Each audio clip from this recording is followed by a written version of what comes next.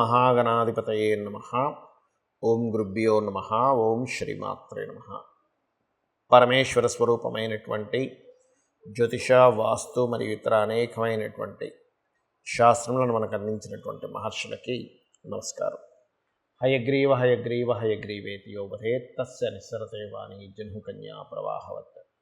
అరుణాం కరుణాతరంగితాక్షీం ధృతపాశాంకుశపుష్పబాణచాపాం అనిమాదిభిరావృతాం మయూకైః అహమిత్యేవ విభావయే భవానీం. శ్రీమాత్రే నమః. ప్రేక్షకులకి ఆ లలితాంబిక అమ్మవారి యొక్క అనుగ్రహం పరిపూర్ణంగా కలగాలని మనస్ఫూర్తిగా కోరుకుంటూ మనం ఈరోజు చెప్పుకోబోయేటువంటి టాపిక్ ఏమిటి అంటే అస్తంగత్వ దోషము అని ఉంటుంది. అది జన్మజాతకంలోనే ఉంటుంది. కాస్త గోచారంలో కనుక ఏదైనా గ్రహం అస్తంగత్వ దోషంలోకి వెళ్ళినప్పుడు ఆ సమయంలో ఏ ఏ లగ్నాల వారు, రాశి కాదంటే ఒకవేళ లగ్నం తెలియకపోతే అప్పుడు రాశి చూసుకోండి, కానీ ఏ లగ్నాల వారు ఏ అంశాలలో జాగ్రత్తగా ఉండాలి. అయితే ఇప్పుడు మనకి ఏ గ్రహం అస్తంగత్వంలో ఉంది, కంబస్ట్ అంటారు దాన్ని ఇంగ్లీష్లో, అంటే శని భగవానుడు అస్తంగత్వంలో ఉన్నాడు. కర్మకారకుడైనటువంటి శని భగవానుడు కనుక అస్తంగత్వ దోషంలో ఉన్నప్పుడు మరి ఏ ఏ లగ్నాల వారికి ఏ విషయాల్లో జాగ్రత్త వహించాలి, ఎటువంటి పరిహార మార్గాలు చేసుకోవాలి, అది ఏ తేదీ వరకు ఉంది అని చెప్పి చూసుకున్నట్లయితే 12వ తేదీ మార్చి వరకు ఉందంటే ఇప్పుడు ఆల్రెడీ ప్రారంభమైంది. ఇక్కడ నుంచి 12వ తేదీ మార్చి 2024 వరకు ఉంది. కాబట్టి ఒక్కొక్క లగ్నరీత్యా మనం చెప్పుకుందాం. సింహలగ్నము, సింహరాశి. సింహం వారికి కనుక చూసుకున్నట్లయితే ప్రధానంగా మీకు ఇక్కడ సప్తమ స్థానంలో ఈ యొక్క శని భగవానుడి యొక్క కంబస్ట్ అయింది, అంటే అస్తంగత్వ దోషం అనేటువంటిది ఏర్పడింది. సప్తమ స్థానం అనేటువంటిది జీవిత భాగస్వామి, వివాహ సంబంధించినటువంటి నిర్ణయాలు, వివాహ విషయాలు, పార్ట్నర్షిప్స్, ఈ మూడు అంశాల్లో జాగ్రత్తగా ఉండాలి. అంటే ఏమిటండి, ఒక మీ లైఫ్లో ఎవరినైనా సరే లైఫ్ పార్ట్నర్గా ఎంపిక చేసుకోబోతున్నారు, అంటే పెళ్లి సంబంధాలు చూస్తున్నారు, అప్పుడు తొందరపాటు పడి చేయకండి. ఎందుకంటే సప్తమ స్థానం వివాహ జీవితము, వివాహ జాతక అంటే జీవిత భాగస్వామి స్థానంలో కంబస్ట్ ఏర్పడుతుంది. అందులో ముఖ్యంగా శనివారాలు అస్సలు మీరు వెళ్ళి సంబంధాలు కుదుర్చుకోకండి.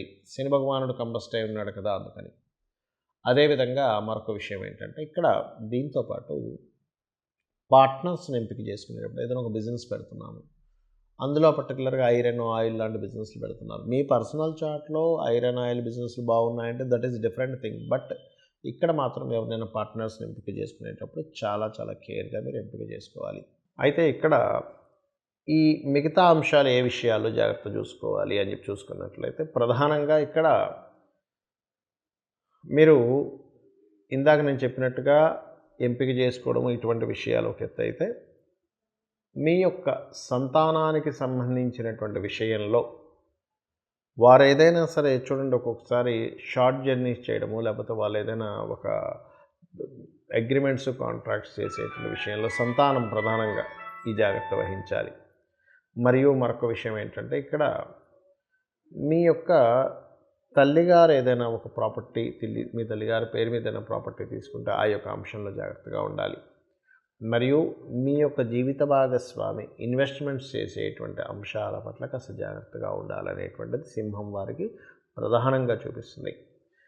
ఇక మరొక విషయం ఏంటంటే ఇక్కడ ఈ కాంబినేషన్ ఉన్నప్పుడు వీలైనంత మట్టుకు ఈ కొత్త బిజినెస్లు, పార్ట్నర్షిప్స్, అదేవిధంగా వివాహ సంబంధించినటువంటి విషయాలు తీసుకోకపోవడమే మంచిది.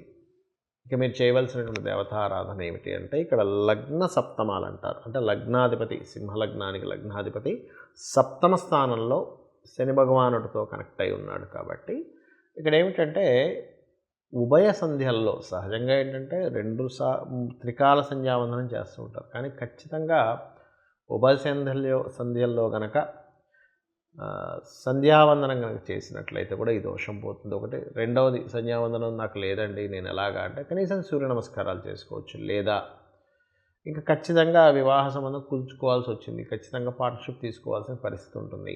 ఉదయము సాయంత్రము మార్చి 12వ తేదీ వరకు వీలున్నంత మట్టుకు పిడికెడ బెల్లము, గోధుమ రవ్వ గోవుకు తినిపిస్తూ ఉండండి. ఈ యొక్క దోషం అనేటువంటిది పూర్తిగా తొలగిపోతుంది. ఇక్కడ చాలామందికి జాతకం ఉండదు, మాదే లగ్నమో తెలియదండి, మాదే రాశి తెలియదు, మరి మేము ఎలా చూసుకోవాలి ఈ అస్తంగత్వ దోషంలో, ఎటువంటి జాగ్రత్తలు తీసుకోవాలి అంటే యూనివర్సల్గా ఇప్పుడు మీకు జాతకం లేదనుకోండి, అప్పుడు సహజ 11వ స్థానంలో ఉన్నటువంటి దీన్ని తీసుకోవాలి. అంటే ఏమిటి, మీ వృత్తి వ్యాపార సంబంధించిన విషయాల్లో జాగ్రత్త తీసుకుంటూ, మీకు దగ్గరలో గోశాల ఏదైనా ఉన్నట్లయితే గోవు దగ్గరికి వెళ్ళి, అందులో ముఖ్యంగా దేశీవాలి గోవు దగ్గరికి వెళ్ళి గోధుమ రవ్వ తినిపించండి. ఇది ఒకటి చేస్తే సరిపోతుంది. అదేవిధంగా ఆదిత్య హృదయ పఠనం చేయడము, సూర్య నమస్కారం చేసుకోవడం. నాకు మొత్తం ఆదిత్య హృదయం చదవడం రాదండి, చక్కగా ఉదయం నిద్ర లేచిన వెంటనే సూర్యుడు ఉదయిస్తూ ఉంటాడు, మనస్ఫూర్తిగా నమస్కరించుకుంటే కూడా ఈ శని భగవానుడు అస్తంగత్వ దోషం అనేటువంటిది పరిపూర్ణంగా పోతుంది. అదేవిధంగా శనివారాల పొరపాటును కూడా ఇంపార్టెంట్ డెసిషన్స్ కానీ, ఇంపార్టెంట్ చేయడం కానీ, ముహూర్తాలు పెట్టుకోవడం కానీ చేయకండి. ఏదైనా గ్రహం కనుక అస్తంగత్వంలో ఉన్నప్పుడు ఆ రోజులు అంటే శనివారాలు శని హోరలు ఉంటాయి. మీకు ప్లానటరీ టైమ్స్ అని ఒక యాప్ ఉంటుంది. ఆ యాప్ డౌన్లోడ్ చేసుకుంటే మీకు శని హోర ఎప్పుడు వస్తుంది ఏమిటి అనేటువంటిది తెలుస్తుంది. ఇది ఒక జాగ్రత్త తీసుకోండి. అయితే ఇక్కడ ఇది గోచారంలో జరిగేటువంటి కాంబినేషన్, దీని యొక్క ఫలితం ఇది. అయితే ఎందుకంటే 30 సంవత్సరాలకు ఒకసారి మాత్రమే వస్తుంది ఈ కాంబినేషన్ అనేటువంటిది, శని రవి కలిసినటువంటి కుంభరాశిలో.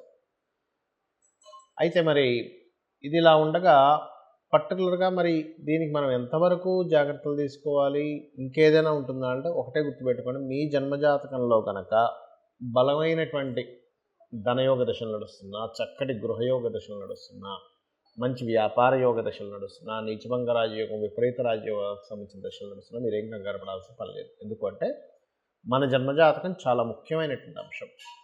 మనం జన్మించినప్పుడు ఉన్నటువంటి సమయాన్ని, తేదీని, నెలని, సంవత్సరాన్ని, ప్రాంతాన్ని తీసుకొని మనం జన్మించినప్పుడు ఉన్నటువంటి గ్రహస్థితి ఎలా ఉంది అనేటువంటిది తీసుకుంటాం.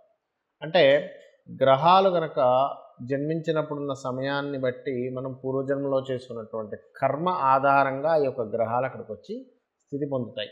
అంటే ఆ సమయంలో జన్మించేలాగా శ్రీకృష్ణ పరమాత్మ అంటే ఆ భగవంతుడు మనకు చేస్తాడు. ఆ రకంగా ఒక మంచి కాంబినేషన్లో పుట్టామనుకోండి, గోచారంలో ఎన్ని మార్పులు వచ్చినా లేకపోతే ఎన్ని ఇదవుతున్నా పెద్ద ఎఫెక్ట్ అనేటువంటిది ఏదో కించిత్ ఎఫెక్ట్ మాత్రమే ఉంటుంది.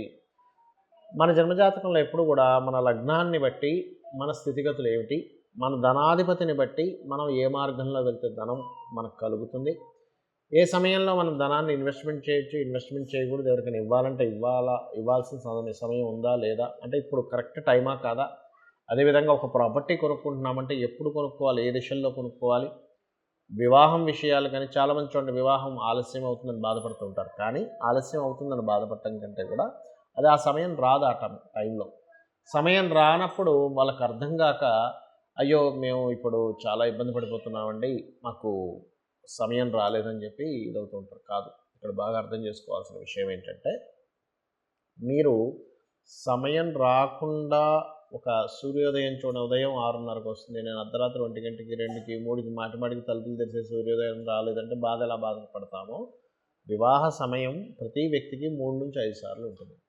ఆ సమయంలో అవుతుంది, చేయకూడని సమయాలు ఉంటాయి, అది మీ పర్సనల్ చార్ట్లో ఉంటుంది.